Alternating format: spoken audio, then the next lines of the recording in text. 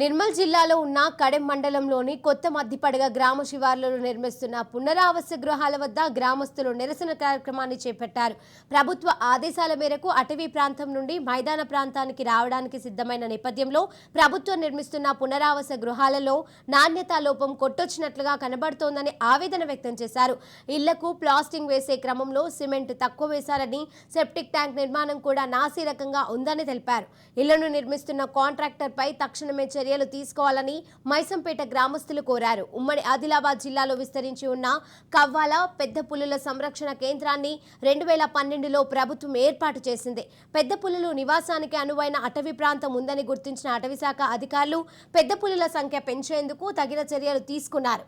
ఈ క్రమంలోనే అడవి జంతువులు తిరిగే ప్రాంతాలలో భాగమైన మద్దిపడగ గ్రామంలో ప్రజలను సైతం మైదాన ప్రాంతాలకు తరలించేందుకు ప్రణాళికను రూపొందించారు.